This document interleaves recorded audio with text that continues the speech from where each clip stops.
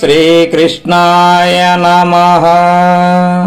చైతన్య మహాభారతము మొదటి పర్వము ఆది పర్వము.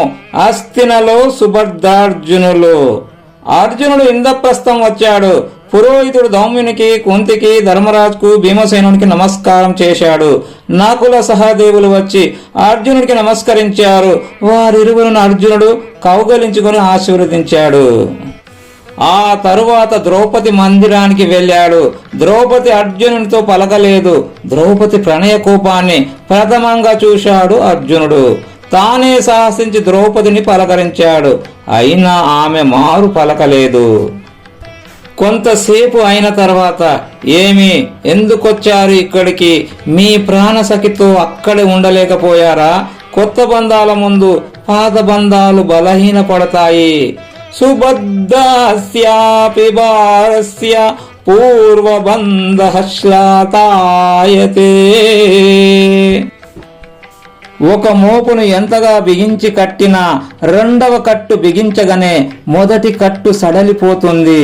మా పరిస్థితి కూడా అలాగే అయ్యింది అన్నది ద్రౌపది అర్జునునితో. అర్జునుడు ద్రౌపదిని ఎంతగానో ఊరడించాడు. అక్కడ నుండి సుభద్ర మందిరానికి వచ్చాడు అర్జునుడు. అక్కడ సర్వాలంకార భూషితి అయి ద్రౌపదిని దర్శించేందుకు బయలుదేరుతూ ఉంది సుభద్ర. ఆమెను చూడగానే మళ్ళీ ప్రళయం ముంచుకొస్తుందేమోనని భావించాడు అర్జునుడు. సుభద్ర శరీరంపై ఉన్న అలంకారాలన్నీ తీయించి వేశాడు. గొల్ల పడుచు వేషం వేయించి ద్రౌపది మందిరానికి సుభద్రను పంపించాడు. గొల్ల పడుచు వేషంలో కూడా సుభద్ర ఒక్క వెలుగు వెలిగిపోతుంది. సుభద్ర కుంతీదేవికి పాద నమస్కారం చేసింది. కుంతి సుభద్రను కౌగలించుకొని ఆశీర్వదించింది. అక్కడి నుండి ద్రౌపది మందిరానికి వెళ్ళింది సుభద్ర.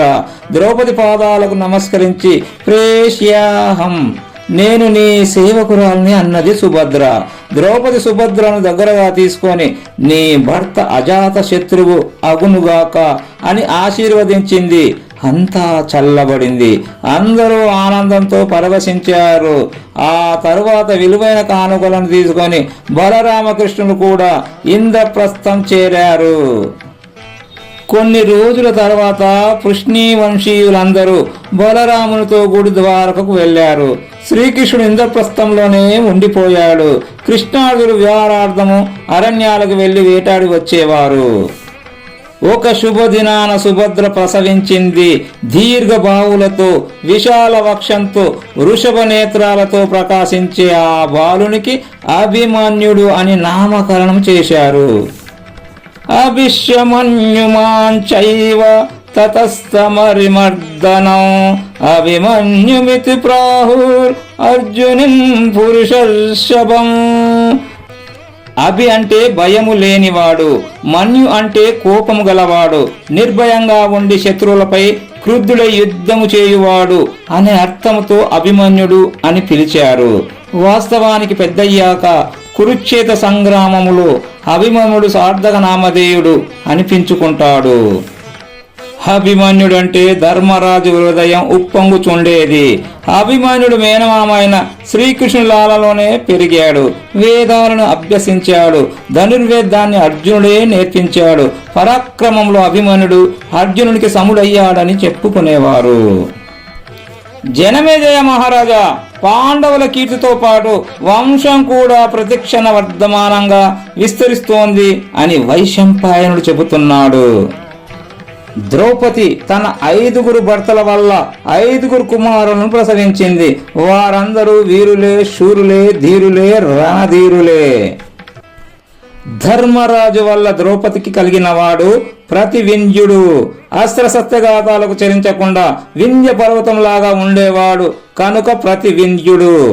భీమసేనుని వలన కలిగిన వాడు సుతసోముడు. భీముడు సహస్ర సోమయాగాలు చేసిన తర్వాత ద్రౌపదికి కలిగిన వాడు కనుక అతడు సుతసోముడు. అర్జునుని వలన ద్రౌపదికి కలిగిన వాడు శృతకర్మ. శృతములు అంటే మహత్తరములని అర్థము. అర్జునుడు శృతములైన కర్మలను చేసి వచ్చిన తర్వాత ద్రౌపదికి కలిగిన బిడ్డుడైనందున శృతకర్ముడు. నకుని వల్ల ద్రౌపదికి కలిగిన వాడు శతానీకుడు. కౌరవ వంశంలో వరిష్ఠుడైన మహర్షి పేరు శతానీకుడు.